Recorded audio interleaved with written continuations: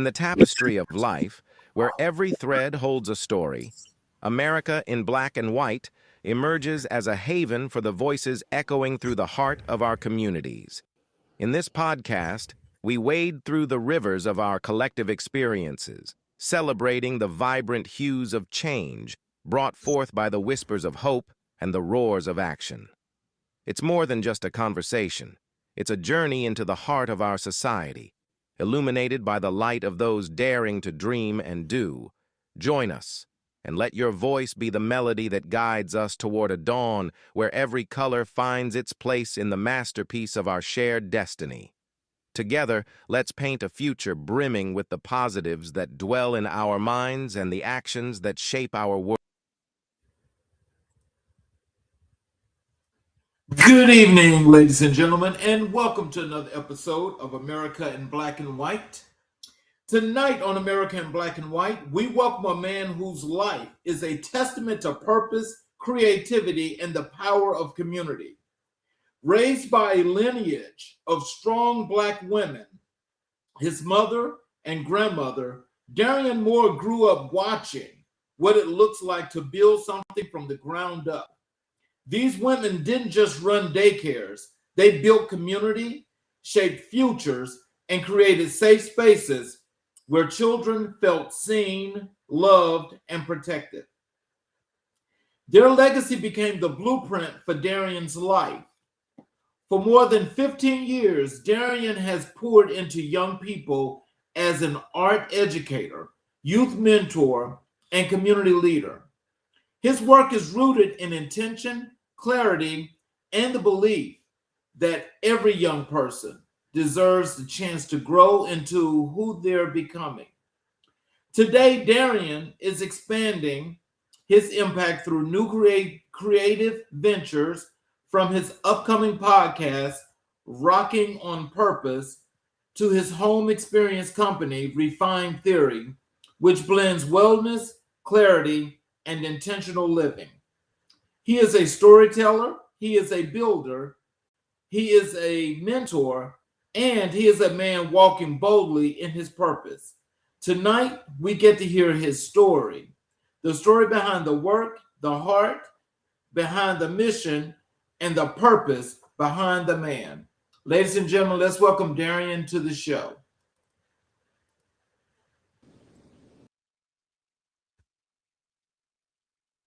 What just happened? Okay, there we go. Hello, sir. How are you? Well, in yourself. I'm excellent. Welcome to the show. It's good to have you here. Thank you for having me. Yes, sir. Is there anything you'd like to say to the audience before we get into the show? Um, Hello, everybody out there. I hope you enjoy this experience, or hope you enjoy the journey of this conversation. And yeah, buckle up. Yes, sir. Well, I like to start with where I like for the people to get to know a little bit more about you, the guest, before we get more into the wonderful things that you're doing to help to contribute to building so many communities, especially around your area. When you think about your childhood, what's the first memory that really shaped who you are today?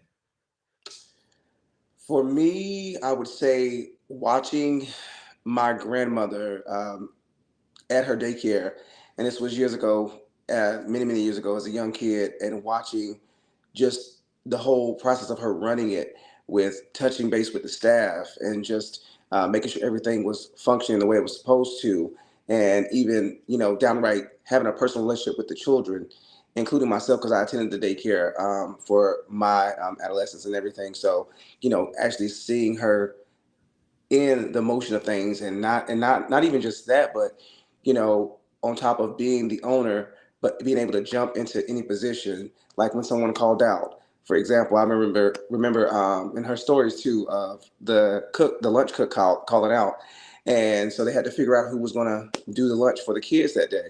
And so she talked to another one of the teachers and said, "Hey, what would you like to do? Would you like me to cook the food or teach the class?" And it's a whole joke behind it too, because she was known at the time of, as she called it, smoking the food. Which, she had her signature dishes, But she was like, "Hey, I'm a busy woman, and sometimes I step away and may forget." And so she was known to smoke the food here and there. So, what? Long story short, the kids they asked the kids to make the decision, and the kids say, "We want you to teach, and we want the other teacher to cook, because you smoke the food sometimes."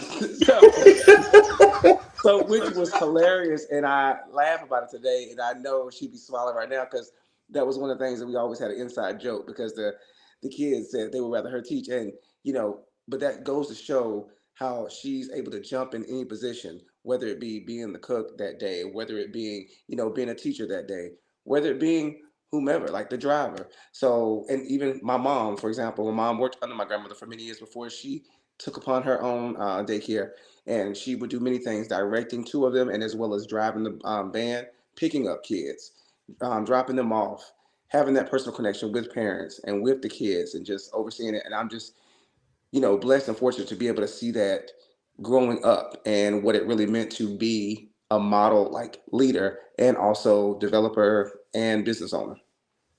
Mm. Um, Growing up surrounded by strong black women, Hmm. what did you learn about leadership before you even had the language for it? What I would say, leadership, you just got to be ready for whatever. And you have to really focus on the resilience part of it, because there's going to be moments where you're going to be tested with your faith, you're going to be tested with your patience, you're going to be tested with just whatever's going on in the world alone. Because what people don't realize sometimes, being a business owner and being following a purpose and walking by faith, the world has a big effect on that sometimes, especially depending on the climate and everything, with politics, with community, and just culture alone. All those things take an effect of how businesses are run, whether it's a daycare, whether it's a cleaning business. Like I said, those things take a toll. And that resilience is the biggest piece that I take from that. And one of the things, as a business owner, or as a someone that's stepping out and wanting to lead and wanting to be a voice and also an advocate in the community and in the world, you just got to be able to create that thicker skin and stand up to for what you believe in, and also go for what is right.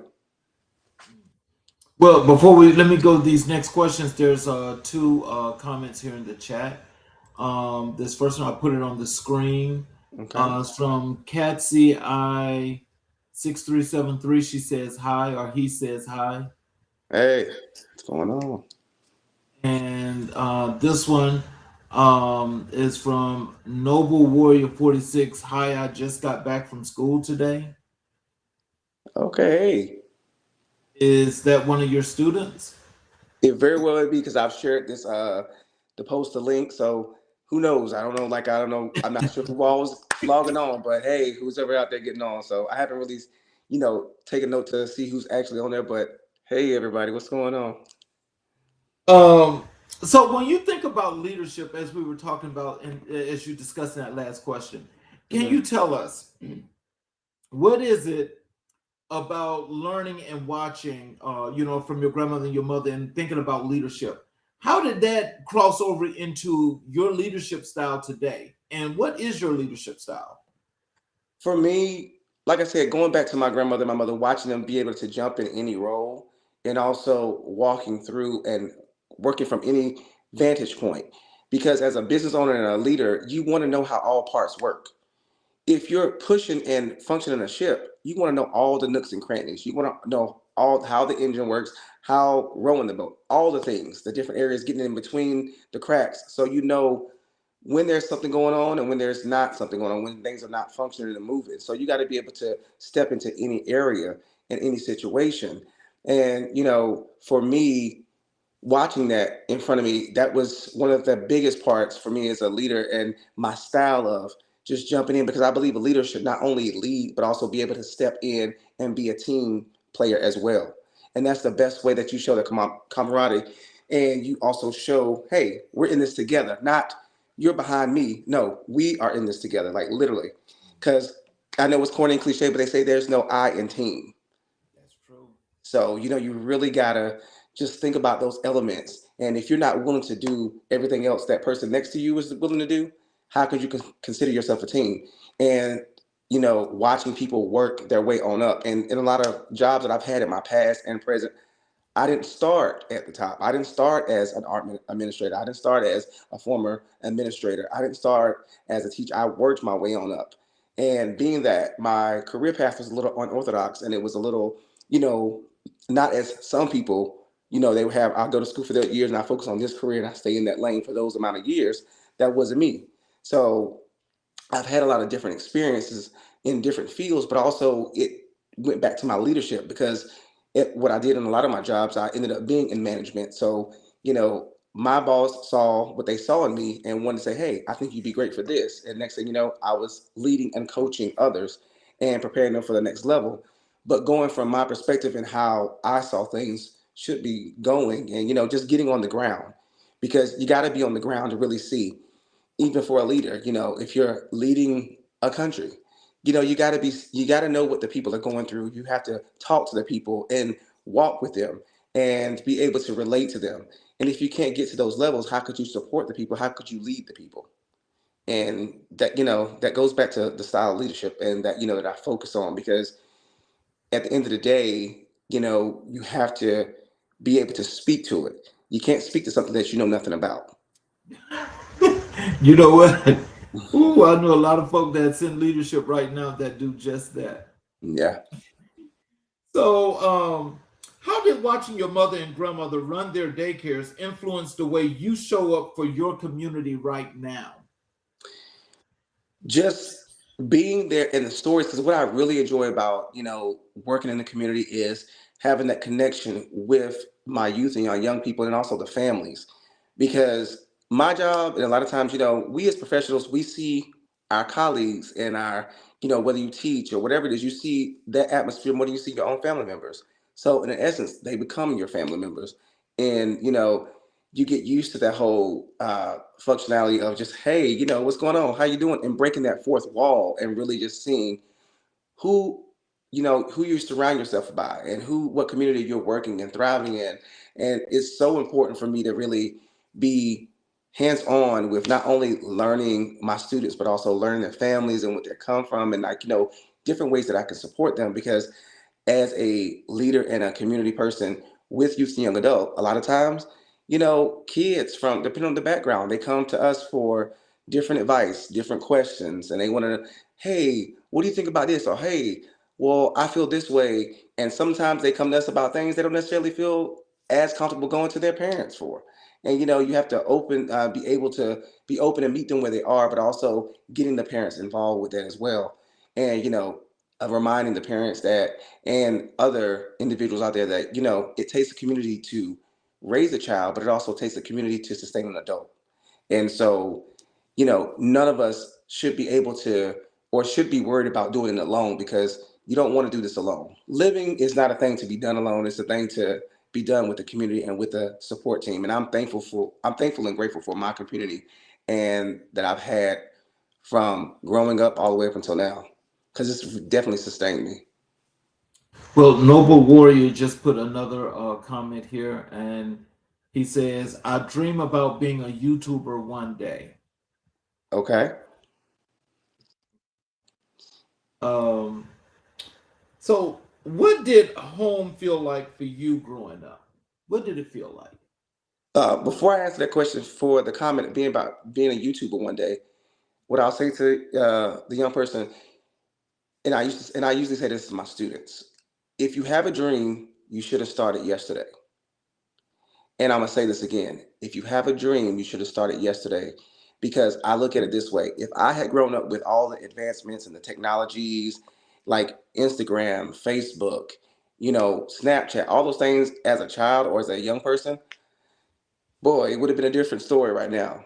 I mean, I probably would I've still been in community, yeah, but would I still? It would have been a different level, a different impact. Right. And they say it's never too late, but for these kids that are growing up with it and surrounded by it, take advantage. If you have a vision, you have a dream, you have a purpose, go for it. Life is limited, it's short. Be in the moment and capture that moment when you can.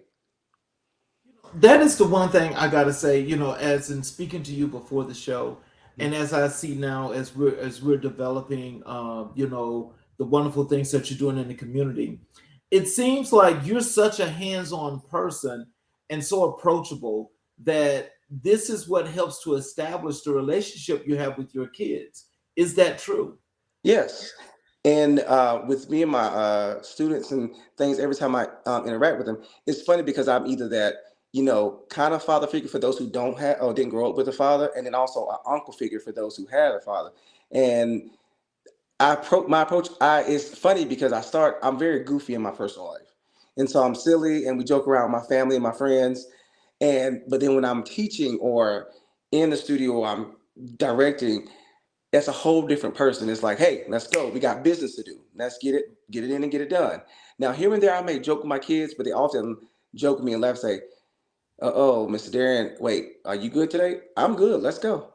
Because young people, you can't give them too much room to run with because then they'll run with it.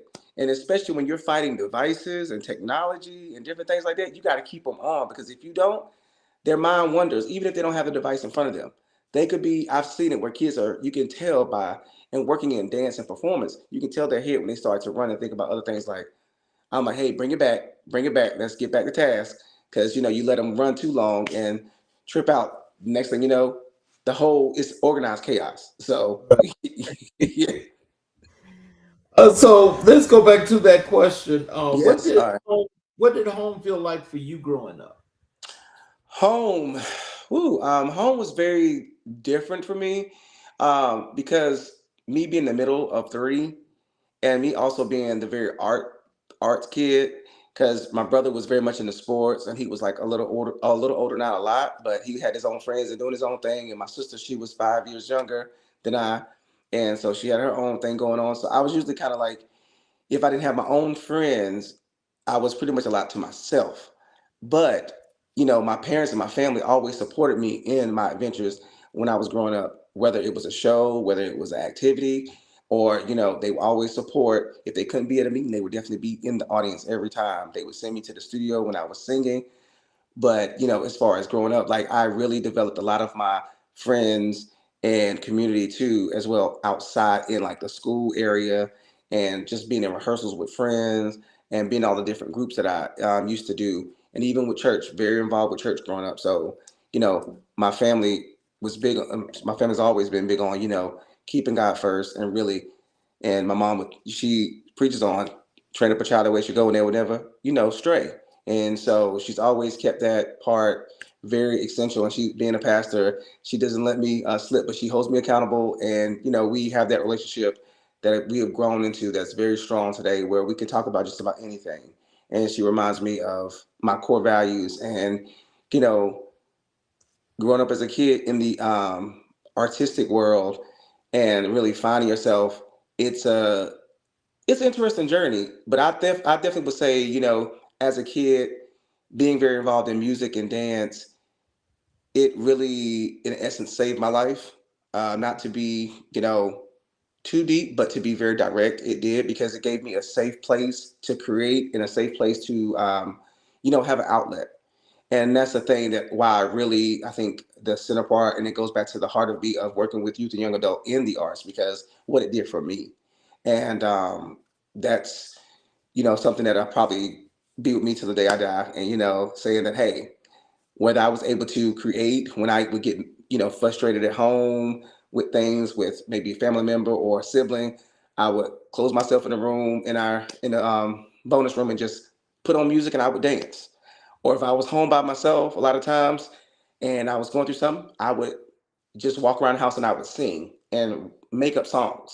So I was a different kid, but it led me to here. So and because a lot of those things I still use to create and work with in the jobs that I do. So I don't take it for granted, even though it was an interesting journey, but it was a journey that helped shape me to who I am today. Wow. So, so tell us this because I know community is very important to you. Hmm. So when you think of that term community, tell us what does that mean to you? Community is it's a plethora of things. It's a list that goes on. It's a safe space. It's a place where you can go to, you know, really. escape away to different facets of yourself when you're going through things, because we all have our moments. Nobody's completely, oh, I'm happy, I'm ready to go every day. And you, but you're having that different, it's broken up into parts. So, like for example, my community, when I think about my own community, I have my group of friends and family that I know I have for specific things. And when I'm going through something, I know those friends that I can talk to and vent to, that doesn't come from a place of judgment. They just like, hey, go ahead, what's up, what's going on, and we can usually bounce off of each other. And then you have those friends where you can talk to spiritually about, hey, is this sound, like even for example, my mother, talking to her about what feels right and what's my walk, and just like kind of really checking up on myself, giving myself like a self check. And even with my siblings, how we grew up together, and knowing that does this line up, or how are we all doing, like just checking the different areas, having those things, those areas around you that helps you remain as a holistic human being. And community, that's what that encompasses. So having that spiritual, that mental, that physical, that whole well-rounded area, and I would say embodiment around you, where you can tap into different areas and be able to, go through and be a healthy human being. Because in this world we're in today, it's very hard sometimes to stay sane.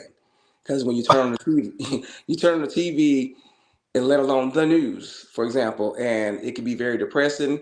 And you just really have to turn it off for a while and really take a walk or do whatever you do to just really release all the information and just to really escape, because it can be depressing. And then even when you see out here, when people are doing what they can to survive, and they're surviving off the bare minimum, Yeah. when prices are rising, and jobs are getting cut, there are jobs out here that's not really paying enough, but then yet we're supposed to survive as citizens in this country.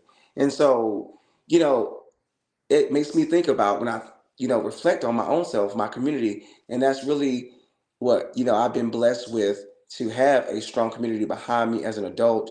When I have gone through my personal things and trials, I've either had somebody to lean on or support, be a support to me, and really push me and help me to stay resilient in that situation. Like, hey, I need a pep talk, or I need, hey, D, you looking for a job? Hey, let me send you this. Or I filled this out and I sent this to you. Or random, this is for gas money. Those different things, oh, hey, let me pray with you, son. Or, I thought about you, so I want to check in on you, different projects. So I've always had a community that, has been there, and that has That has reminded me reminded me what what community is. is. And And so so I'm I'm grateful for that. grateful. So, in being a creative, Hmm. tell us, what does that, how does that make you feel from your mental perspective as well as your physical perspective? Because you're like doing so many things when it comes to being a creative, Hmm. and that takes a lot and that's demanding. Tell us, what's that like for you? Well, that part is interesting because growing up, I was a really hyper kid. So I'm just giving you a little backstory. Look, I was very much a hyper kid and had a lot of energy and was ready to go all the time. And my parents, and this was before, they did a lot of testing on kids, or saying, oh, this kid needs to be on this because, they're very hyperactive. No, what parents did back in those days, especially black parents, let's get them involved in activities. And I did a lot of activities, whether it was karate, whether it was dance, music, all the things. I was in a gifted art group when I was in elementary. So in every area of arts, not just performing arts, but visual arts, it was like a whole buffet of things. And but when I would get home, I'll pass out, go to sleep if I've already done my homework. So, and reboot, do it again. But carrying it over to my adulthood, it's funny. I look at it now because it's when you do different things in different sectors, it's almost like, which one do I pick? And because you get older, like, and I've done a lot of different things. Growing up, dancing in companies, performing and choreographing. I In my singing career that I've had, weddings. Another side note or backstory. 2007, I sang with Patti LaBelle, Clash of the Choirs, and I was a part of the choir. and we actually sung backup for her at a couple of events after that. So, and I was able to, be lucky enough to go to her house for the holidays and really experience that, which was so out of this world. It was crazy, but and an experience that I'll never forget. And so, that being said, I've had so many different experiences in these different segues of art. And now, circling back to my visual arts, love and what I do, used to do drawing. I haven't done it heavily like I used to when I was young, but I've been getting back into it. And I kind of apply it to like where, now that I have this cleaning, organizing, and staging business. And I've also used it in my personal life where if I do a project, for example, I redid my grandmother's backyard. Years ago when before she had passed away, and that was one of her birthday gifts, flipping her yard into a whole experience, into a this whole vacation thing. So creating a patio with a gazebo and putting actual down stones and rocks, but I sketched it out first and then really kind of did it in physical. And so applying those parts of my background and really trying to just say, hey, let me tap into this. And that was during COVID. So it really helped. And it was another thing that helped me stay sane during that time. 'Cause, you couldn't go nowhere. You couldn't do nothing. And, here I am. I'm taking care of the 80-something-year-old and I have a dog and we're trapped in the house. Like we really either go to the store or I take him for a walk. That's about the gist of my day. So it's like, or I'm teaching on Zoom. So I'm like, I need something else to do. Because you watch streaming like Netflix and everything else all day. So it's like, I need another activity, which was real helpful and healthy to get through those times. So, you know, circling back to your question, it's really interesting as an adult because now that I'm back into like really embracing those different areas, it's kind of like, how do I remain in the professional world like a 9 to 5 and still wanting to embrace all these different aspects? So it's like, should I be doing this full time or still trying to do the balancing act? And that's where it gets difficult. It's like, look, if I can just figure out how to do just these things for full time, then boom, I figured it out.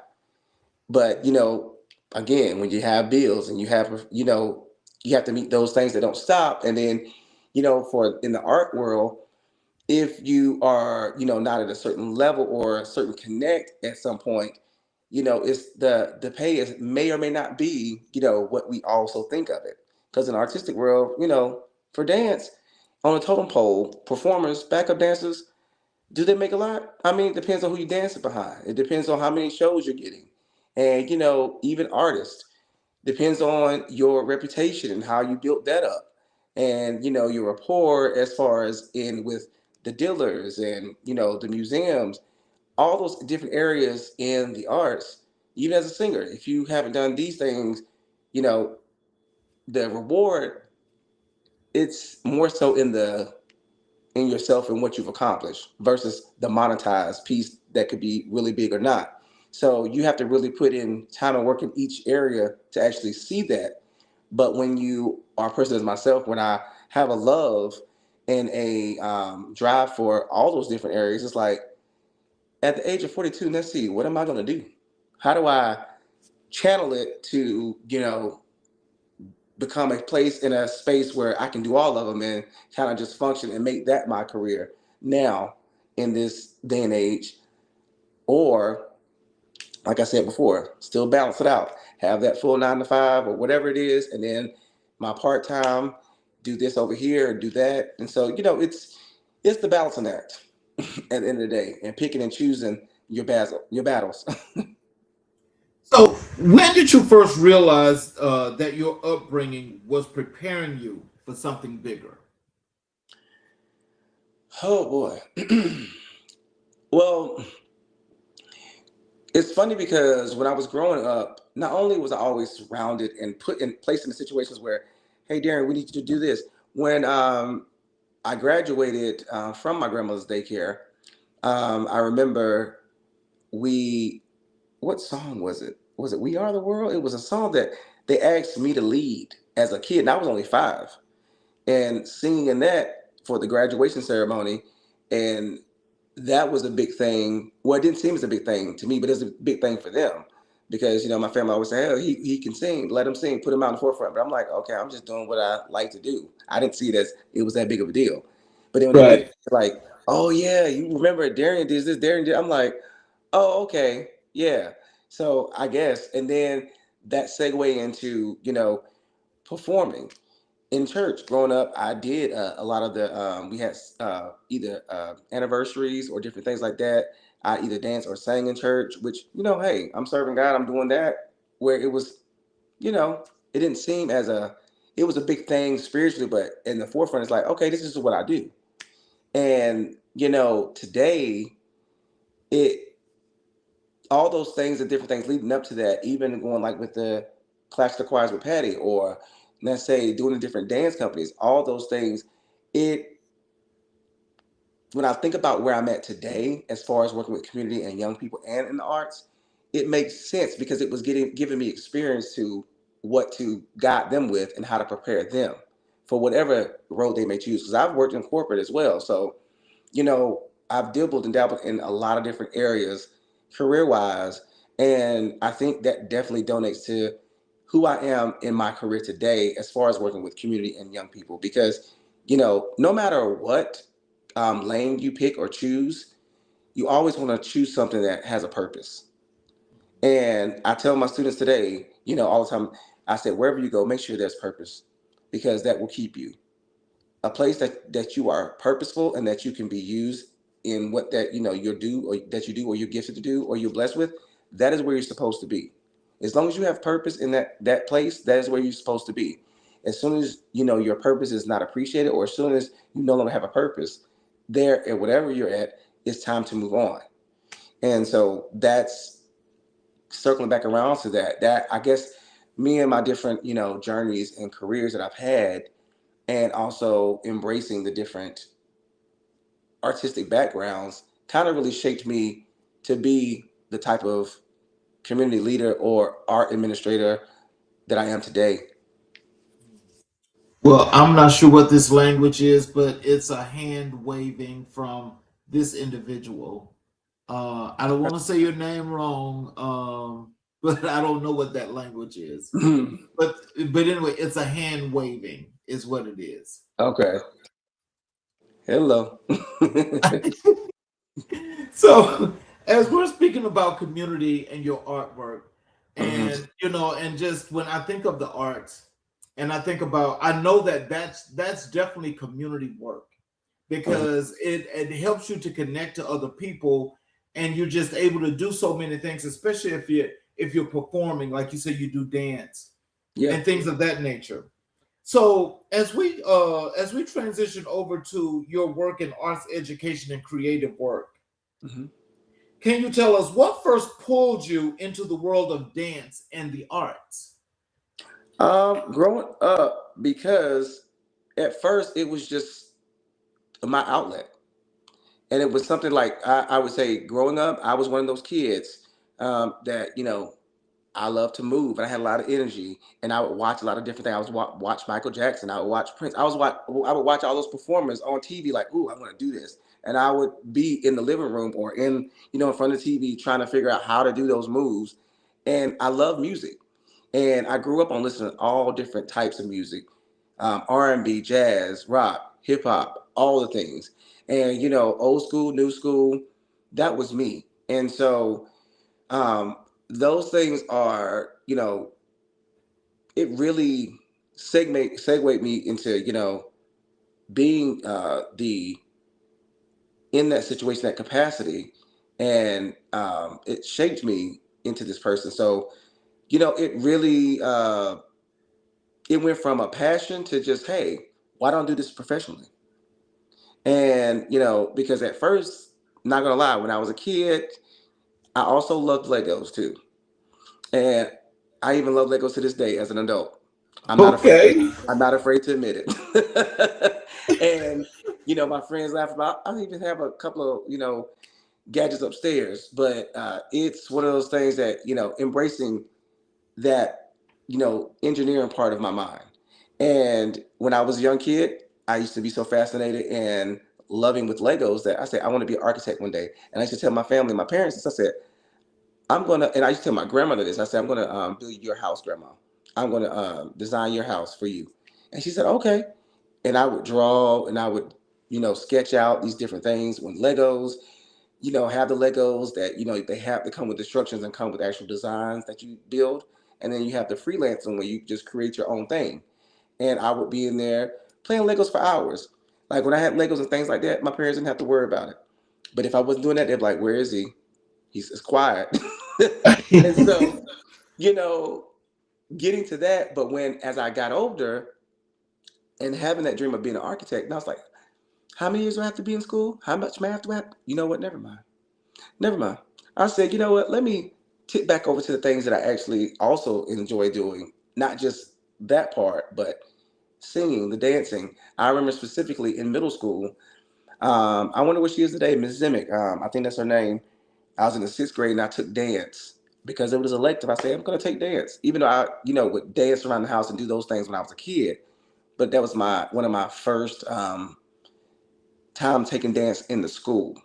And I took dance and I really, really, really enjoyed it. And it was fun. And I remember her coming to me and saying, hey, you're really great at this. You should take it up. I said, okay. I was already in chorus and I was doing that and lead, like singing and doing those things in chorus. So that was one thing. I said, okay, maybe dance too. Let me take this seriously. And so I kept taking dance from then on there. By the time I got to high school, I was already on dance team. And then I had one of the youngest ones on dance team. And then I was in chorus. And by my sophomore year, I was in honors chorus. And so those things, and then I was still in art and theater. So, it was like, hey, why not stick with it and see where it goes? And because a lot of people, they do dance or music or things like that, and they may or may not take it as a career afterwards. And so I just want to kind of be different. And, where people are, going to a regular college or HBCU. Me, I went to an arts university. My brother and sister, they're both are A&T alumni. And so they both went to A&T, and, I grew up being spending a lot of time at my grandmother's, which was around the corner from North Carolina Central University, is another HBCU. And so really seeing the HBCU life was like, oh, this is really dope. And I love the culture, but artistically, I want to do something different. And so that's when, I decided to go to an arts university in Philly. So, So, when you think about all of these things from the mhm, compilations of what you're doing, can mhm. you tell us how do you translate or transcend that over into your working with your students from the arts perspective? It's funny you say that now because I have watched me being as passionate as I've always been with the arts because of what it's done for me personally. And one of my biggest idols or people I look up to, I would say, in the performing arts world is Debbie Allen. And for somebody who does just about any and everything in the industry, whether it be directing, whether it be, acting, choreography, all the things, and, executive director over shows and sitcoms, like there's nothing that she can't do or hasn't done. And I've always admired that, even going back to Fame and a lot of back in the day, because again, going back to how I teach and how I teach my students, I can be real stern and then I'll joke here and there. They're like, is it okay to laugh? I don't know, because you know how you get. I was like, yes. And they would always say, and I remember showing them the Hot Chocolate Nutcracker documentary of Debbie Allen, or either Fame, and they're like, "Oh, Mr. Darian, that's you right there." I'm like, "What do you mean? That's how you teach." I'm like, "Whatever," but I say that whatever to them, but in my mind, I'm like, "Yes, yes." Like if that's the kind of impact that I'm striving for, somebody that will be for the young people, someone real, someone down to earth, someone that will give them what they need to hear, not what they want to hear, but also that will set an example for them and you know create that world that no, I'm not telling you it's impossible. I'm telling you with hard work, diligence, and being consistent will get you where you need to be, whether you're trying to be a professional dancer, a doctor, a lawyer, whatever it is. You just got to be consistent with your work ethic. You have to be consistent on how you do things. And that really carried over for me. That's because, again, in my personal life, I can be very silly. But when it comes to getting work done, I'm very focused and very like, let's get into the game so we can get in and get out. And, with my kids, that's how I've always instilled in my teaching that, we can joke around as soon as we get this project done. Or if we joke around in between, let's make sure we're working as well. And, so we don't lose sight of the goal. And, that is how I would say my teaching and how things have been shaped today. And, and that's also, I tell my kids, my new phrase that I tell them now at the studio is I said, take me somewhere. When they're performing, whether you're acting, dancing, singing, take me somewhere. I don't want to be here right now. I want to be somewhere else mentally. Take me somewhere. When you're on stage, who are you? You're not you. You're someone else. And I remind them, this is a place where you can be safe, but you can also be whatever you want to be. Like the sky's the limit. You're not in a judgmental place. You're not in a place where people are looking for you to fail. They want to see you fly, whatever opportunity you have, whatever place you're in on that moment in that stage. And being a teacher, I've also had the privilege of dancing and performing or singing with my kids so they can see what it feels like and being in that arena with them and going like being a community leader that I'm not afraid to be in whatever position. The kids say, hey, Mr. Darian, Mr. Moore, you singing with us? Or you dancing with us? I was like, sure, I'll do it. Because, I don't want to let my kids down, but I also want to show them that I'm also still in this journey with you. That is, I think your kids have learned more from you than they probably would have with someone that would have just allocated to do a job.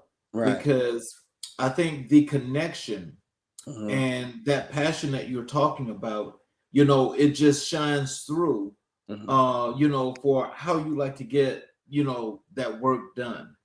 Yeah. Um, can you tell us how did the arts become a language for you? A way to express the words that you couldn't.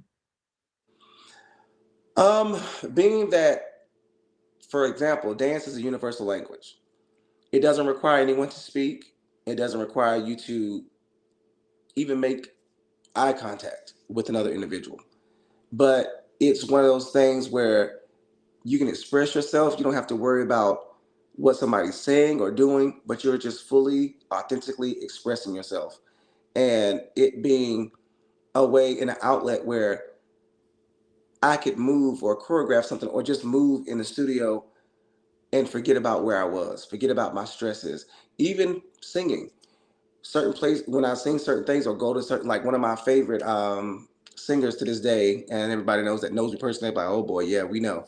But Donnie Hathaway, and one of my favorite male singers, and because it's like every time I hear him sing, every time I have watched him perform on documentary footage, because of course he passed away before I was even born, but to but I've seen his daughter live, which was amazing, Layla Hathaway. But to hear his material, you can hear the spirit, you can hear the soul, you can hear the depths of what he was singing about and where he was going.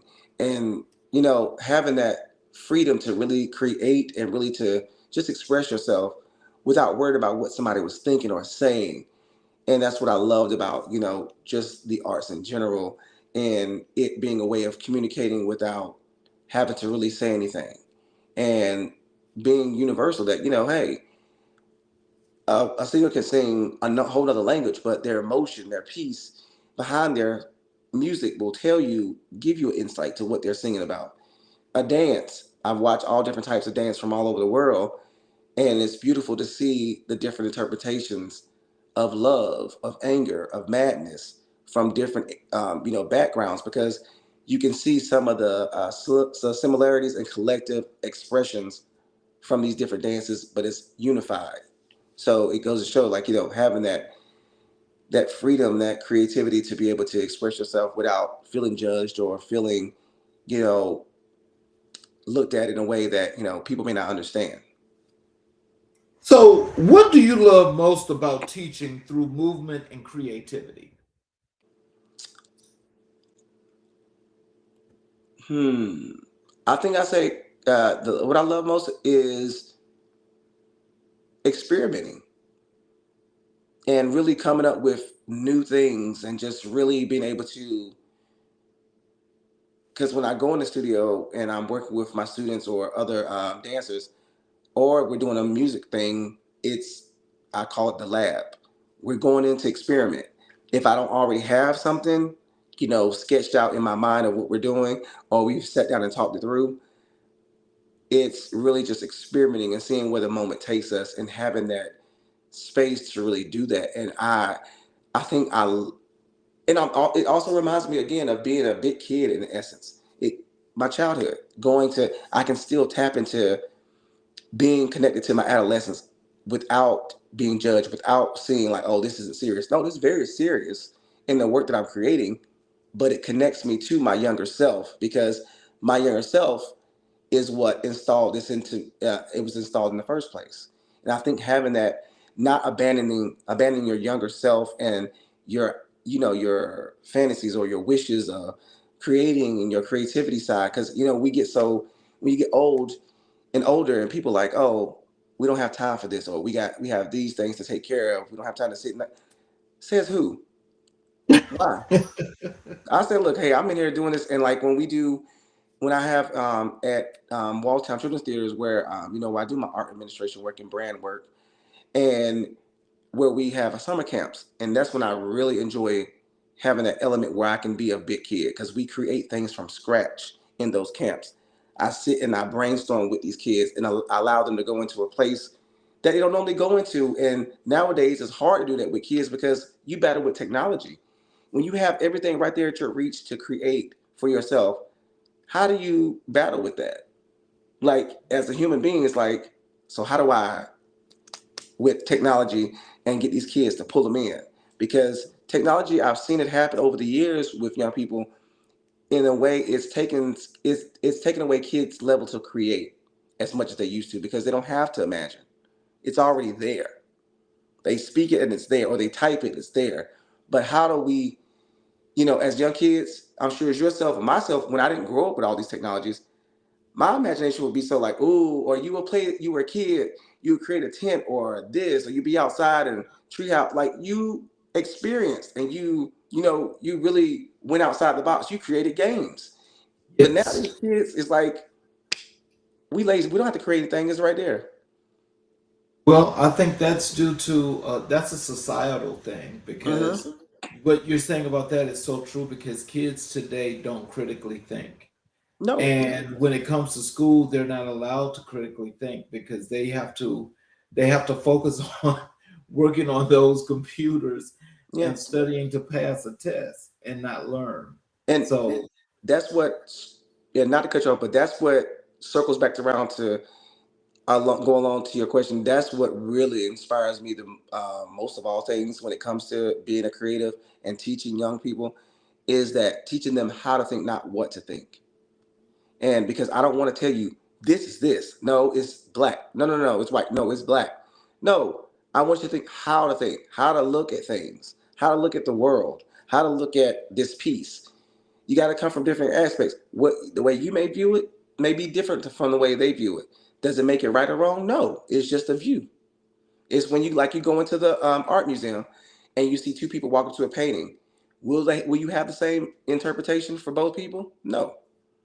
But the fact that you took the time to really observe and really look at the artwork and really take from it what you need and remove things that you don't need or don't want, you have your interpretation. But nowadays we don't, and I say we as in society, we don't give young people enough time to really process that, to be able to be critical thinkers and say, well, why this, why do you choose to do this, why do you choose to be this way, why do you choose to react this way, versus saying, oh, I'm just expressing myself, oh, I'm just this, or I don't want to be. With every action there's a reaction. So you got to understand, like when you're in the process of doing whatever you're doing, you have to understand what it creates in your atmosphere. And that's with the critical thinking. so how do young people respond when they realize you see them? I mean, you really see them. Kids nowadays they have their own way of giving you your flowers without them wanting to know, because they don't want. And it's like, especially those kids that you have that love hate relationship where it's like they love you as a teacher, but you always, you always get on their nerves, and vice versa. And but when you eventually you let them know you see them, and you break that fourth wall of trust, you break that fourth wall of, hey, you're safe, or hey, do this, I'm backing you, I support you. They have their own. I've had many students have their own way of, whether it be, being able to sit down and talk to me about, hey, their day, or talk about what's going on at school, or even expressing how they feel about a piece of work, or saying, hey, I got this today on my test, or hey, Miss Darian, you know I want to look into this, or I want to do this dance, or I want you, or inviting them inviting me to a show or a game, a sports that they play. Those are the different ways that they really show how they appreciate me, and how I've given them that level of comfort, whether I know I see them, and that's how that repay, and that giving the flowers, like, hey, thank you. And because one thing youth and young people, and I know for myself, I definitely appreciated then, was consistency. And it's hard nowadays in the educational system, the rate when schools are being funds are being cut, and jobs are, teaching is not the greatest profession anymore these days, because schools are very difficult, whether it be with behavior with students, or whether it be with problems with administration. Like, there's a lot of different elements that really get in the way of being productive as a teacher these days, and or any office in the school arena. And so when you have high turnover rates, or people leaving and quitting, kids don't have consistency anymore in the community. And a lot of times in the community, where's the first place that a kid looks for community? A school. But when they can't find consistency there, then they start looking elsewhere. If they're not a part of a group, then sometimes it could be the streets. Sometimes it could be in those group of friends that they shouldn't be hanging around. So it varies. But for me to be able to have myself to have that level of consistency with these, especially at the organization that I've been at, next year to be 10 years, and to be a familiar face, to be a consistent face, to be a consistent support and leader, it really does something for my health and well-being, physically and emotionally, because it allows, you say, it goes back to purpose, knowing that, reminding me I have a purpose, knowing that my community looks forward to me showing up, they look forward to me being there. And when I'm not there or showing up, they're like, hey, you all right, where are you, everything okay? Versus saying, well, we haven't seen Darian. Oh well, no. When you have a tight community, or you have a community that really cares authentically about you, they check in on you. And we have those people in our lives that that are strong, and that they always have it together on the outside. And sometimes we forget to check on those people. And some of my friends remind me to say, "Hey, you good?" Because I know you usually are going and have your thing together. I'm like, "No, not today. How you know?" There's like, because you're not doing your normal. And so, but again, going back to community. So, but So, so what's that one moment in your arts education journey you see mhm, that still moves you? that still moves me That one moment in your arts education. is watching my current as well as former students excel. And especially being that I'm coming upon 10 years next year at the organization, at my organization where I work, it's crazy, because it's like I've seen so many kids come, go, and go off and do great things. I have a student, a former student of mine. She lives in Texas right now, but she's, I believe, works in law. And one of my former students, and she still to this day, she'll call me dad. And um, Man, and she's from a very traditional African family, but I think she's the first generation American. And how I watched her with the hard work that she's done and how she's carried herself, and now just this past year she joined the board for the organization, and to see the level of oh, I had an impact on this person, on this young person. Now look at them. Or I see the other kids, like they're not kids anymore, they're adults in that same arena where I taught once upon a time. They've come back as adults, and we've created an adult company with them. And you know, seeing these kids go out into the real world and excel and live a little, but also be reminded of the foundation that they came from and really appreciate and hone in on that. It's a heartfelt thing and a big place of gratitude. And, it's something I don't take lightly. And that's the part that really pushes me to keep going, and really to still do what it is that I do. Because, working in this arena is not always easy, but it is, I would say at this point, it is worth it. It is definitely worth it because I don't have any of my own kids, like biologically, but I have been able to impact so many in my day and age, and I forget how many people or kids I taught until like I could be somewhere random. Oh, Mr. I'm like, oh wow, yeah, I did teach you. Sorry, it's been a long time, and but to see they're doing great things, and some kids they may remember me, and I may or may not necessarily remember them right away.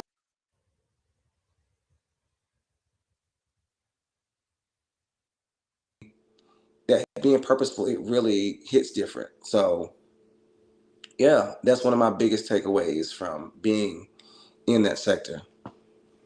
As I just and again, as I just think about your connection is one that I think a lot of I'm not saying all educators don't have Hmm. that connection, but your connection is very very good because it's strong and it's very truthful for these Hmm. kids because it helps to keep them in going in the right direction. Hmm. Has there ever been a point, where in working with your kids that you've had one or two that you've had to work extra hard with keeping them Oh, in line? oh yeah, oh yeah, and it's crazy because in the past, those have been the students that really cling to me, which is hilarious. Because I've had kids where I remember having this one kid at a school I used to teach at. And when I met him, he was in the second or first grade, and the kids are heavily talented and could dance, sing a little bit, but he was very and comedic, and he could act. And I created a play at this school where I was teaching at, and it was centered around his main character, around him. And I kept telling him, and this boy was high energy, and he kind of reminded me in ways of myself, but a little bit more edginess. And I would say, hey, if you want to have this part, I need you to shape up and get it together. Because if you can't get it together, I will give it to somebody else. And watching like him taking that serious, like, hey, I won't lose this part.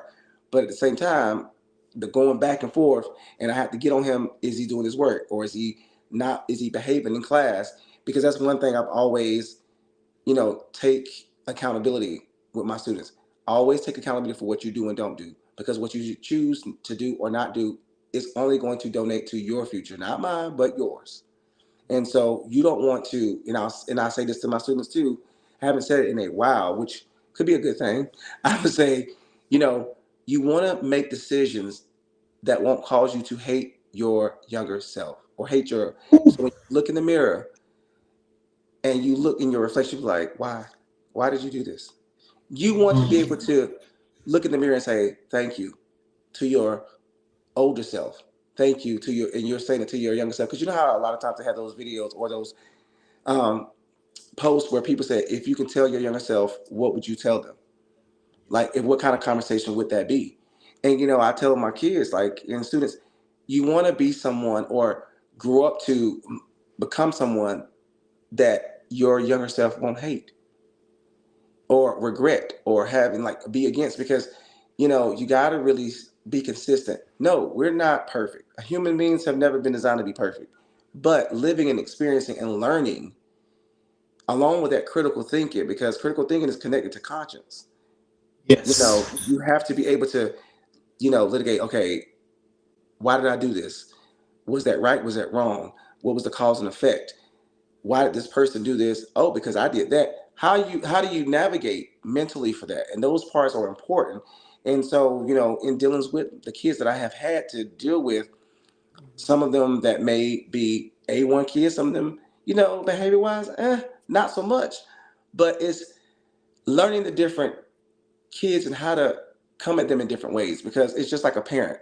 You love all your kids the same level of love, but not the same type, if that makes sense. Like, I Yes. know my parents love us all the same equally, and their kids, they would, do anything for us. But it's a different type of handling and love with each and one of us. Like, Yep. one child may be more temperamental, one child may be more expressive, or like they have different levels. So, that's the thing that I've always taken in, enlightenment with, because I wasn't always, yes, I was a happy kid, but I was energetic, and I was always getting into something or trying to figure out how it works, and sometimes breaking things. So I'm like, oh, don't touch nothing else. So, but that's how I learned to fix things, which is funny. But, I think about that, and I also, meeting a kid where they were, or even to this day, meeting them where they are. So to be able to understand them and to be able to, say, hey, look, let's talk about it. And it came with patience over time, because I've had kids where, before I even decided to get into education, I used to be like, I don't know, because these kids, I'm not trying to catch a case. And sometimes let's be on 100 with it. These kids will try you, and you be like, no, I don't want to be behind bars. No, I don't look good in orange. No, I don't know. Mm-mm. I have things to live for. So you really got to be mindful of that when you step out and when you do these things. And that's what I, remind myself. And, with the combination of those things and meeting the kids where they are, is really, that's how, and remind the kids too, we all want to be heard, but do it in respect. Do it in a way that, somebody's going to listen, because when you are acting out, and you want to be heard, or you're being belligerent, nobody's going to listen. They're not going to listen. You're just going to be blocked out eventually. And, especially for the kids, I would say, not to just point this out, but to, in lines with educational standpoint, my difficult black males that I've dealt with, coming from, really having a soft spot for them, even though that would hit a nerve, because I was once a young black male, but also Right. knowing, you know, what society does or has been doing for quite some time, when, as a black man or a black boy, you get to third or fourth, and I think we talked about this prior, you get to like around the third or fourth grade. And if you're not improving, if your grades are not where they are, or you're showing signs of, defiance, and just you're going downhill, they started to, really categorize you into that prison pipeline, and looking at you Yep. as being a There part you of go. the prison. And so that right there was another unction for me, like, hey, yes, this young kid may be giving me a hard time, but guess what? I don't want them to lose. I don't want them to become a part of the statistic. I don't want them to be behind bars. I don't want them to be, forgotten about or not heard. And so that's where that deeper, you know, spot in that deeper like understanding comes from. And some of my students, they can, if you were to talk to some of them, they're like, yeah.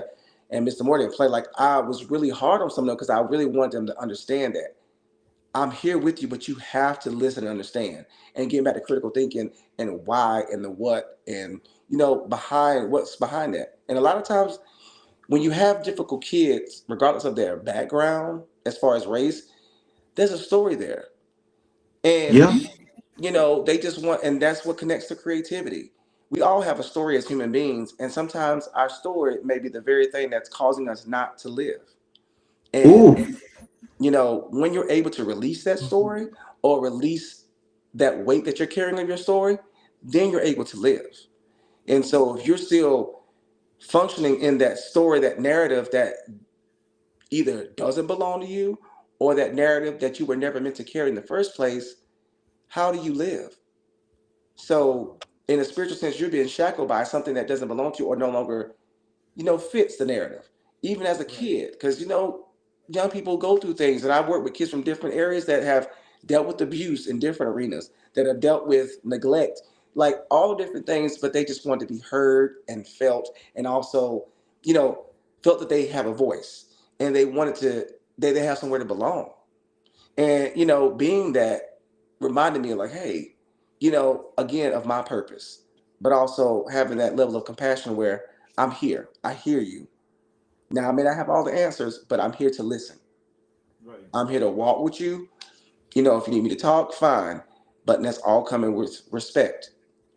So, yeah. So, what's the biggest misconception people have about arts education?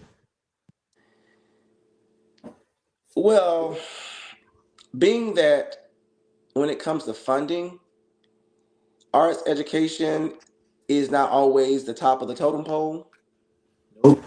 because, you know, give or take, to make it very, not to sound, to make this sound,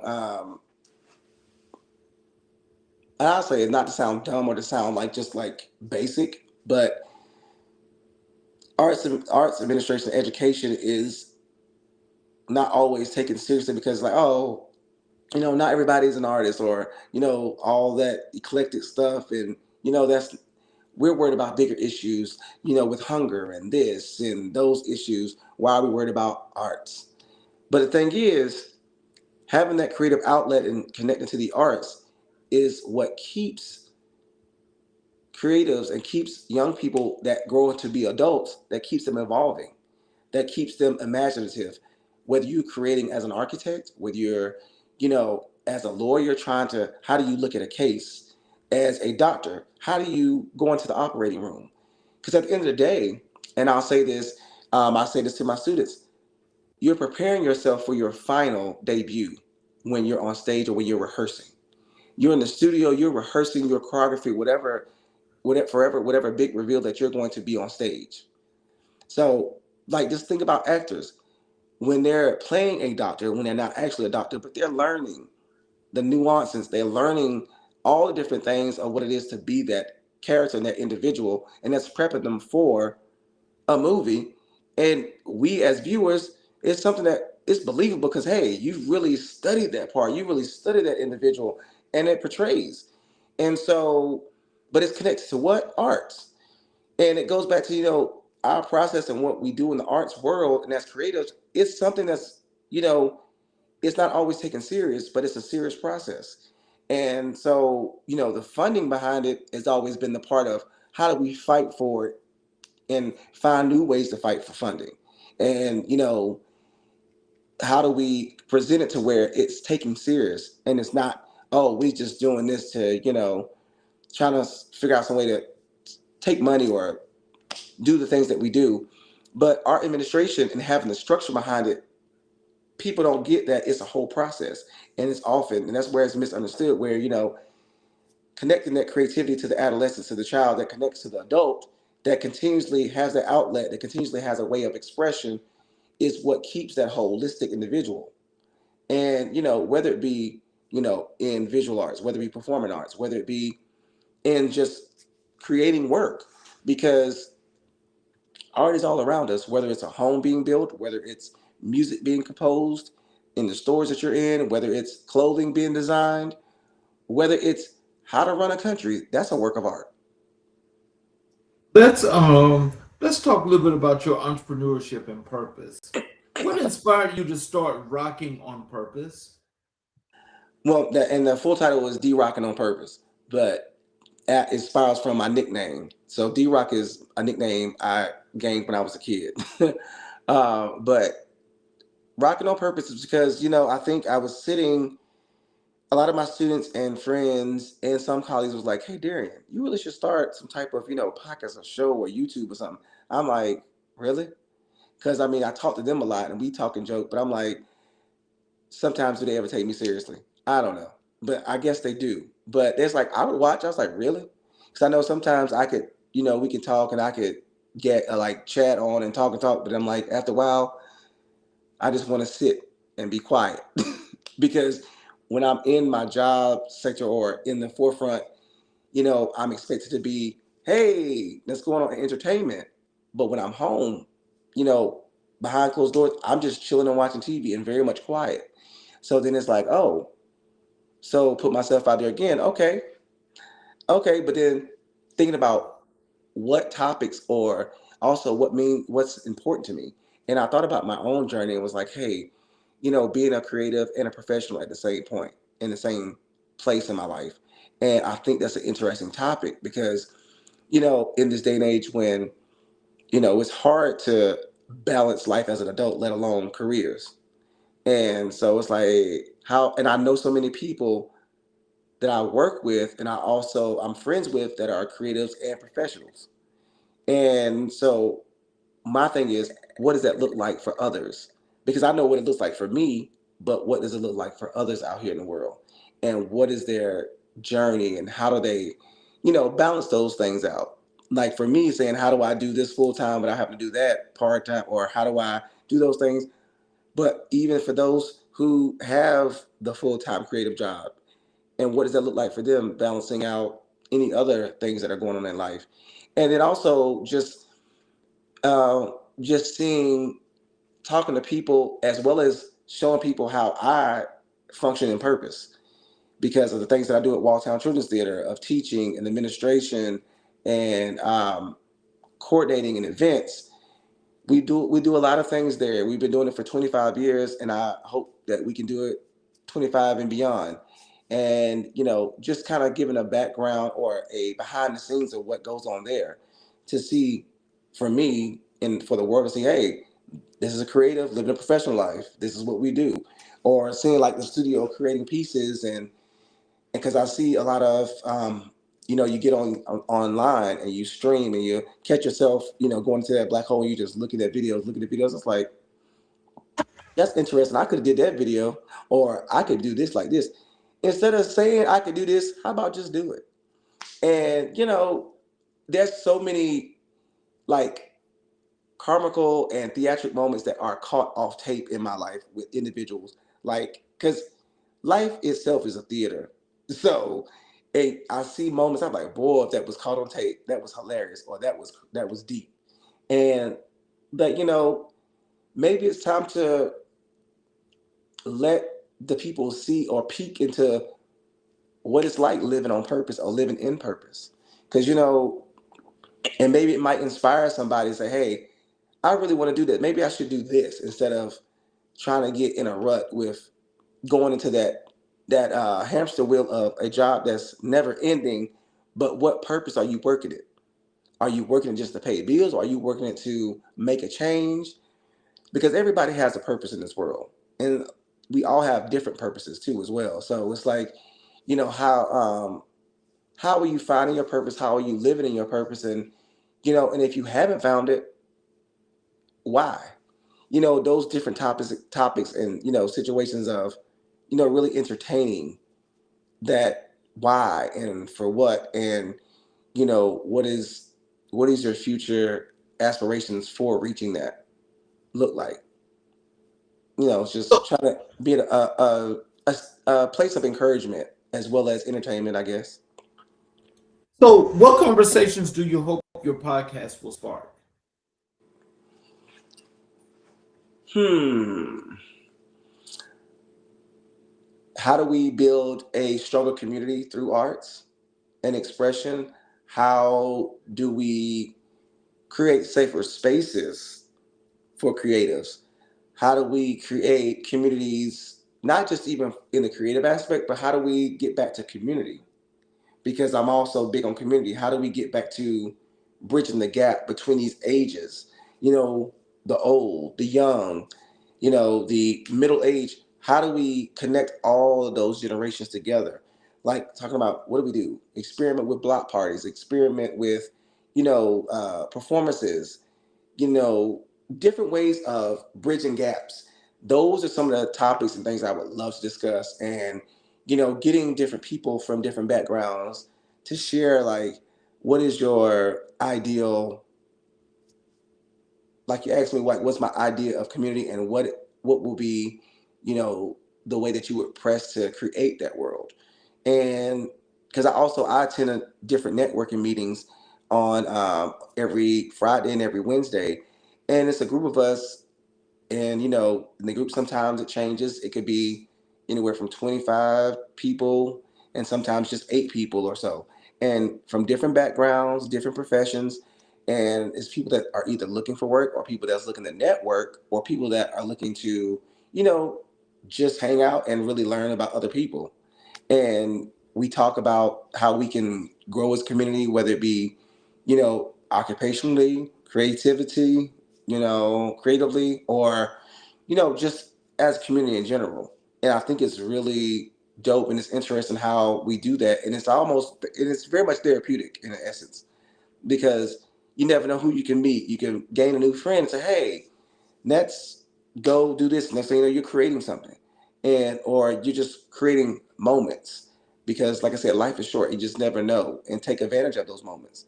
And creating a space where, regardless of your background, or creative or not creative, where's your purpose, and what do you see in as far as community? Because we all need someone at some point in time, or we need each other, and you never know, having an experience of creating that moment and being in the right space and right time, you might actually get what you need.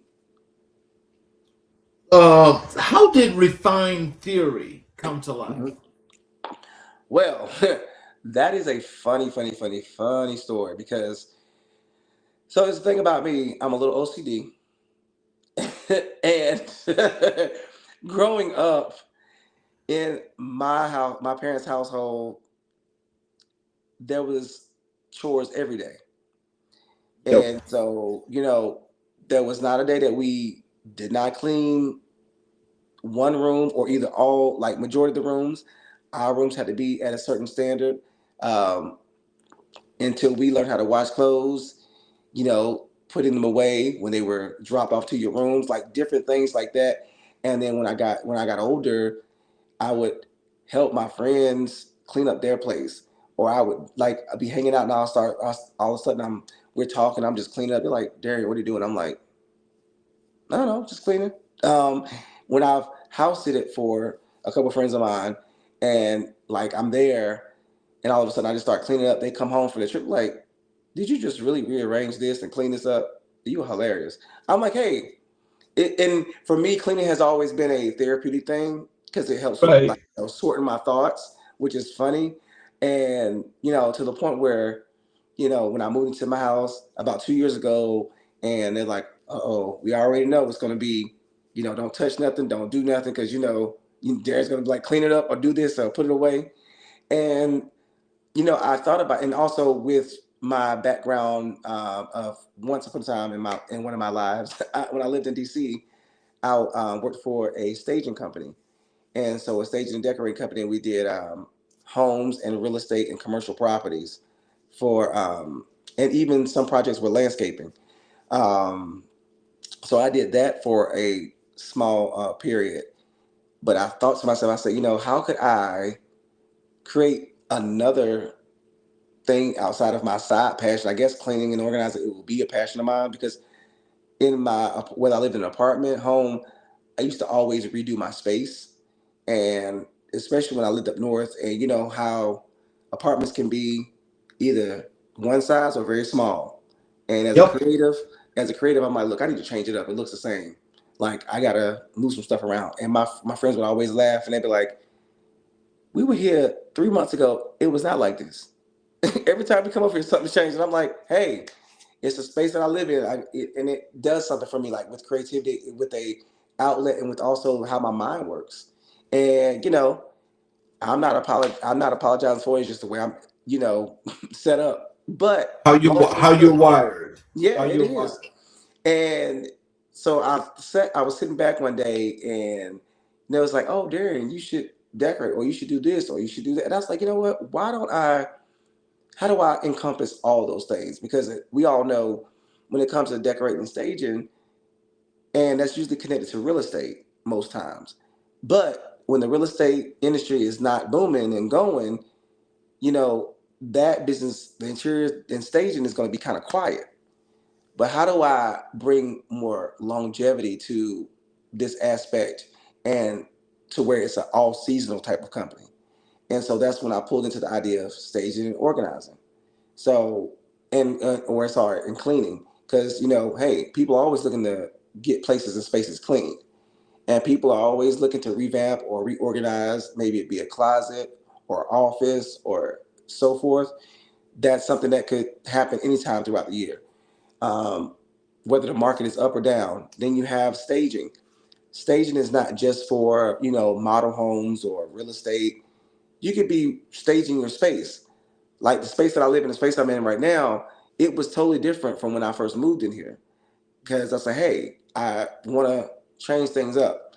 And I really just revamped my whole space and reimagined it, but also brought it to life to where I can say, hey, I do multiple things, and it brings back to a holistic living and how you function.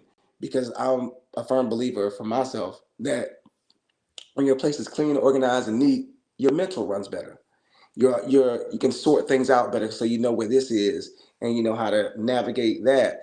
Whether it's for people who work from home, whether it's somebody that's have a busy schedule going day in and day out, in and out, having a system or try to help, also trying to help a person create a system.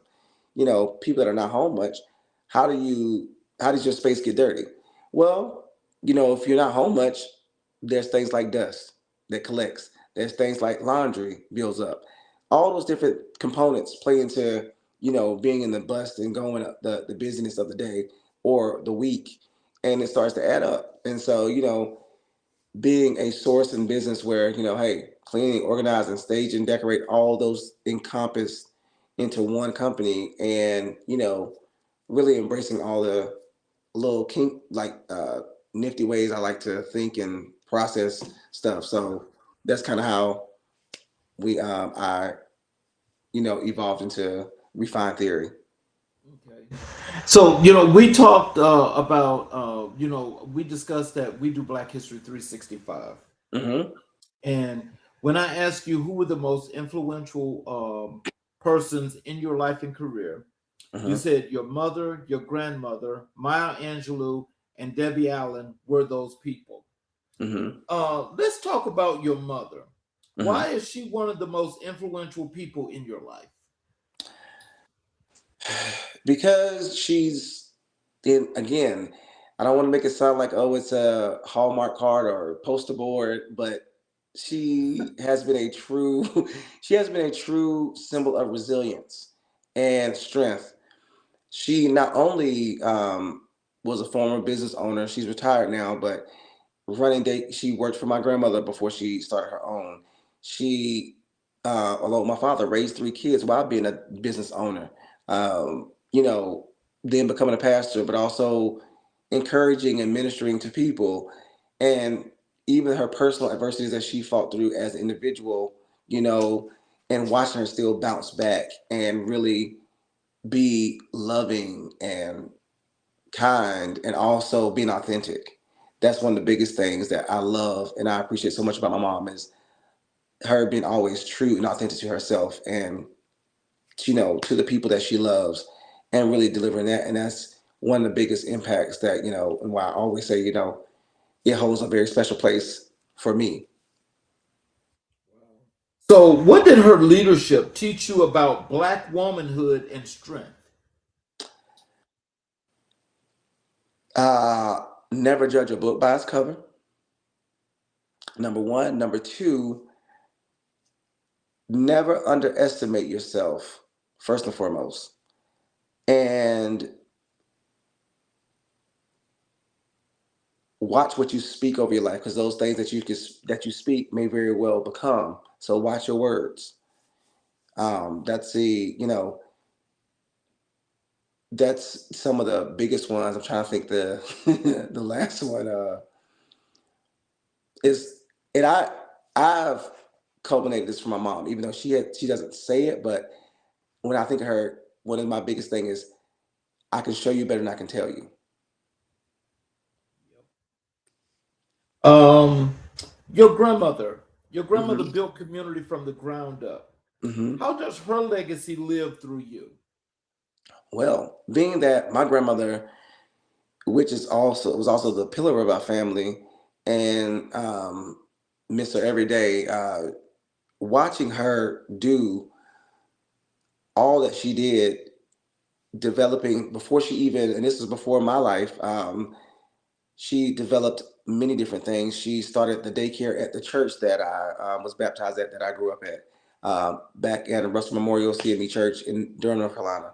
She worked for Head Start for many years, the original Head Start, before branching off into developing her own daycare, and then watching her build her daycare up piece by piece, and developing the staff, getting the children, and having, and for one to be an African American woman in the early 70s, having a daycare that served not only the Black but all community. There were Asian, Latina, Black, white kids from all over that went to her daycare, and watching the impact that she had on the different walks of life. And it also taught me, to embrace anybody, no matter what background they come from. And it made me also intrigued, because not only did my grandmother do that, but she also was blessed and fortunate enough to travel the world, many different areas, whether it be London, whether it be Australia, and to hear the stories about her going to these different places and experiences, even dealing with racism as a Black woman. And, being a Black woman in a position of power and in a business, there were a lot of adversities she had to deal with. The first couple of years of her having her daycare, in the city where I grew up at, the KKK burned a cross on her yard, and this was in the early 70s in Durham. And most people think, oh, how did she stand, or did she leave? No, my grandmother stayed. She didn't let that scare her. When they started breaking into daycare on and off, breaking into getting into it, she had the doors changed. And it just showed that, hey, you may think you have shaken me, but I'm not leaving, I'm not backing down. And to go from having a daycare, three daycares from the early 70s all the way to 2007 when she retired, that right there alone, and just being in the industry for over 50 years overall, it's, you know, that legacy right there. And watching before she passed, taking her to ceremonies where she got an award of community and creating, where people used to call her, oh yeah, I know Miss Bridges, that's the daycare guru. And I'm like, that's funny. People before she had passed, they would call her for advice on how to do this and how to do that. She was well in her or on her way into her 80s. And some of my friends like, why wish your grandma would open a daycare? I'm like, at the age of 80 something, who's about to do all, not much. So, but it goes to show you, like, how much work and how much things came behind it, like, the effects. And these were people that I grew up with, people that were, my age or a little older, and they're still talking about your grandma daycare, grandma. I was like, yeah, I remember. And but to know people all over, and even when my grandmother in her personal life, when my mother no longer lived home, she was an adult and everything, and going. And for one, this story that impacted both my mom and my grandmother. Um, the 2 days after my grandmother's birthday, many years ago, she lost her son, her only son, and youngest son, from that was hit right in front of them, her and my mother. So for them both to really live through that, that's a whole significant thing in itself. But circling back or going fast forward to today, just watching the different impacts that she's had, and meeting people still even to this day, say, hey, you Wilhelmina's grandson. I was like, yeah. And I'm thinking to myself, who are you? That's like, oh, I went to your grandmother's daycare. And these are people, of course, older than me, some of them. So it's really interesting in knowing that, even my siblings and myself, we were also attendees of the daycare. And so we having that collective family legacy, and to see now students that had, attended her daycare. There, some of them are lawyers, doctors, senators, different things out here in the world, and professionals. And it's so, like, it's a beautiful thing to see. And, that's some of the things that I long, to have that impact, but in my own way, from the creative and the artistic aspect, building a community, building a legacy that, hey, you know, oh yeah, Darian did this or Darian was behind this, and that's leaving something behind because if I don't have a physical child or children to carry something out, at least my dream and aspect of what community is was left behind, and that blueprint. So that circles back to my grandmother and what she meant. What does her example mean to you as a man leading in community spaces? Hmm.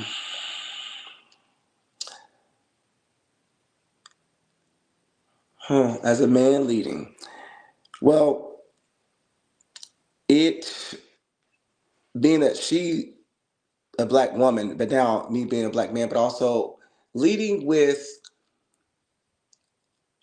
consistency, leading with authenticity, but also leading with compassion is important because oftentimes, you know, you get wrapped up in the functioning of business and things and like that, and trying to make sure the doors are open, make sure everything is functioning, but also don't forget compassion. Don't forget to listen to your people. Your people meaning your community, listening to the people that work for you, listening to their needs and concerns. And I've seen my grandmother um, as a business leader, not if not helping, like whether she was lending a hand, money, or support, sending people to support, whether it be a parent, a family member, very much. Don't lose that sense of community. And even definitely as a black man, she always said, hey, you got two options. You go to school or you find a career. Or when you're in school, it leads to a career because you're not going to sit around not doing anything. Okay. And that was not an option. And so, as a black man, her standards were like, hey, I'm not trying to force the bar up here, but I'm letting you know you have something to reach for and aim for. And she and where it stems to Maya Angelou, because she always reminded me of her too, with the different poems. And I can't remember the name of this poem, but I know it was, about if you can't be a tree, be a bush. That poem. And, doesn't matter to not being better than somebody else, but being best of whoever you are and being in competition with yourself, not anybody else. Because, that's how I think she strived so far and so great because she wasn't competing with anybody. She was doing what she did and what she learned and how her experience went, not based off another daycare or another situation. No, she did what she did and what she knew best and how her journey took her. And, as a black man, she always inspired me to be authentic with myself, especially in leadership. So, Maya Angelou's work speaks to millions. What Hmm. does she speak to? What does she speak to in you? Talking about Maya Angelou. Hmm. It goes back to what's a famous thing we always say: people won't remember what you said, they won't remember what you did, but they will remember how you made them feel. And that right there alone is, it stems back to I don't care about what people think about me. I don't get paid to think what or to care about what they think. I don't get Okay. I don't get paid to satisfy them. So, but but my thing is, I do have an impact on how the feeling that's left after the experience because you want to. And Maya Angelou says this, I believe, in one of her videos or her interviews. She said you want to be remembered like, oh, they're so great, they're so kind. I hope they're well, and I hope that life is treating them well. Versus saying, oh hell, oh damn, here they come. Here they come. Like you don't want it's how you're remembered. You don't want to be, thought of like, oh God, here comes that individual. And when people think about you, because she says you add prayers to your life because Right. you never know. I'd rather add prayers than because there's gonna be people that's gonna pray on you, but you rather add prayers to your life where people say, I hope and I pray that they're doing well. That's because so that means you want to move in authenticity, in your true authentic self. And so that alone and not worrying about where life is going, but trusting the process and really being in the moment and you know, a lot of times when I'm having, a day that's not going so great mentally, I may pop on a video or encouragement thing from Maya Angelou and just listen to it for a while, and it brings me back. It levels me, and it helps me to, like, remember my roots, but also remember who I am in this world and my purpose, and also that, hey, this day may have been rough, but we're not going to worry about the day. Leave it where it is, and prep for tomorrow. Because what they say, the rear view, the rear back there is smaller for a reason. Don't focus on the rear view. Focus on the windshield. The windshield is larger. It's a bigger picture ahead. So that's where your focus should be anyway. So, is there a poem, a quote, a moment from Maya Angelou that shaped your journey? Yeah. For me, having to always deal with people in the forefront, and just in, as a creative, we can be very sensitive about our creations and about our journey. What does Erica Badu say? I'm an artist and I'm sensitive about my. And so, but in the journey of, like, when when you're a very passionate person, an artist, and Right. you know what you're going for and what you're trying to achieve, you're gonna have things that get in your way. But what was it, my Angela? But in your journey, you also want to be very discerning. And that famous one that says, when a person shows you who they are, believe them the first time. Mm. And that speaks volumes to me, even to this day, because spiritually, when you every time God elevates you to another level, there's going to be another demon waiting or another situation waiting to meet you right there at the forefront. So how do you deal with that? You got to discern. And you got to also remind yourself of how you react to a situation. You can't go into a new situation reacting the same way you did over here, because that's how you're going to repeat the same lesson. That's how you're going to go back to the same behaviors. And it's not like, people normally say, forgive and forget. Yes, forgive, but sometimes forget. No, no, no, no, no. Why? Because you'll repeat the same thing over. You want to have that remembrance back there, so it reminds you and say, hey, yeah, let me not do that again, or let me not put myself in that situation where I'm having to swallow my words, or I'm have to say, Lord, I'm sorry, like, Lord, forgive me. No, be different than you were from the prior situation, because people are going to be people, and situations will be just what they are. But when it comes to interacting with people along the journey in life, just note, when a person shows you who they are, believe them the first time. Because no matter how much people like to, because in this creative world, in this professional world, people can really fluff and really present. Hey, I'm a creative. I work in the performing arts. I act, sing, dance. So, when we get in these spaces, we're all putting on a performance. But Oh, who are you after that? When the curtains close, when you at home, okay. who are you? Making sure, like, because hey, I tell my family, my friends, they already know what you see is what you get, whether I'm serious or not serious.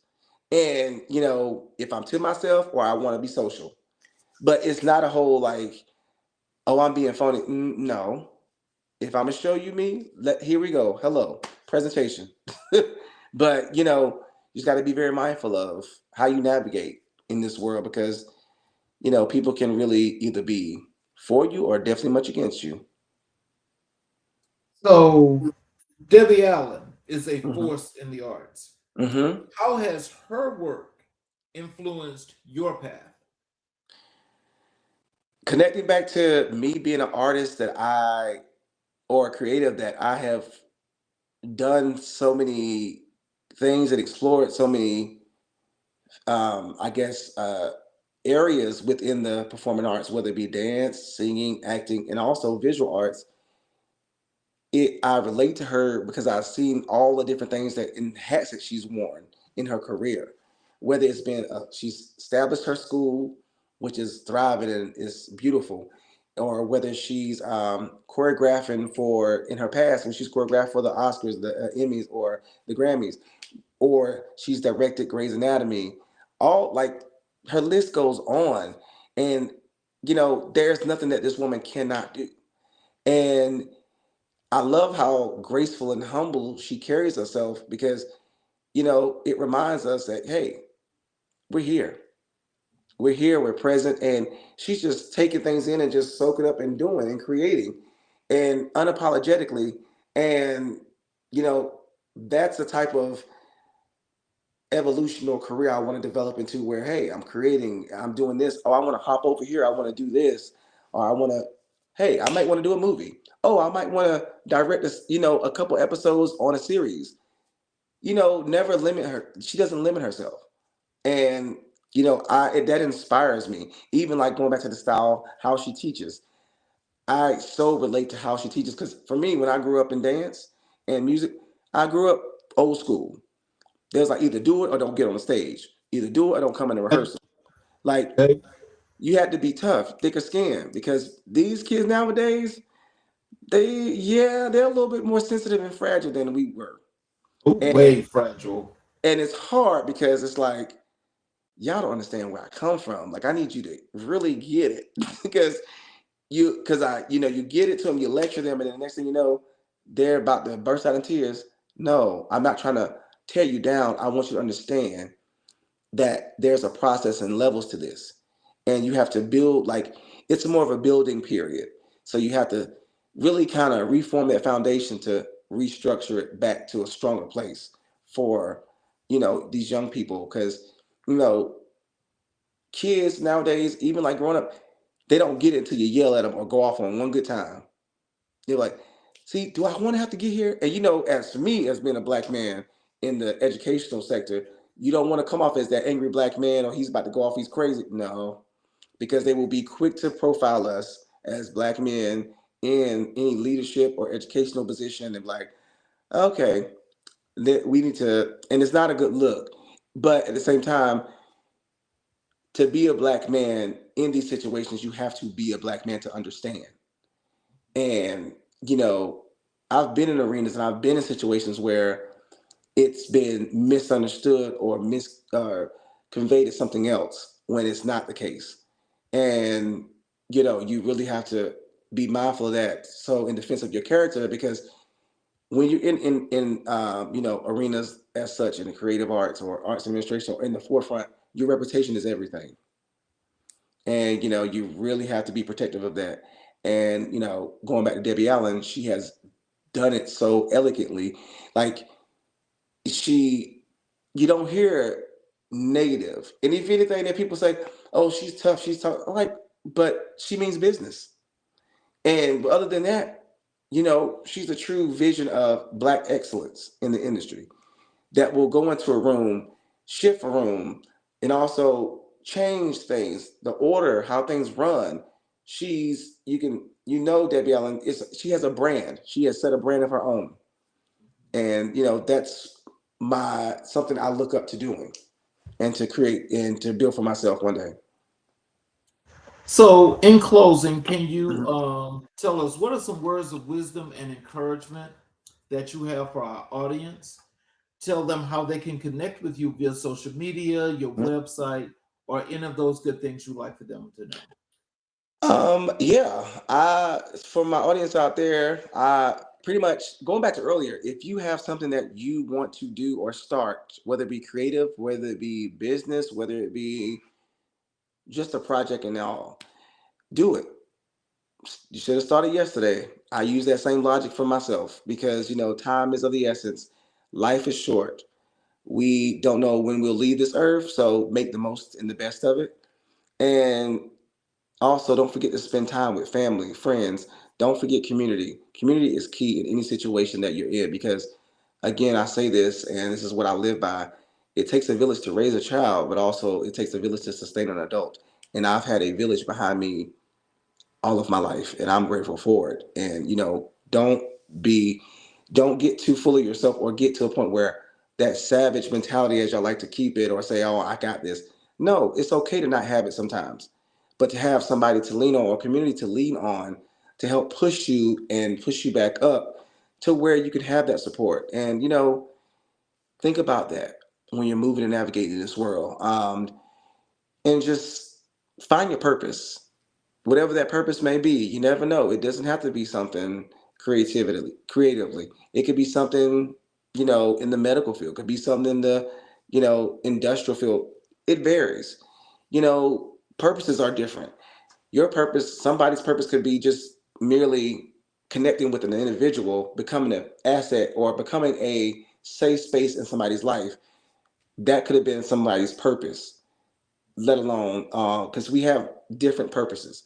And so, just being in the right time, right spaces, and really going for it.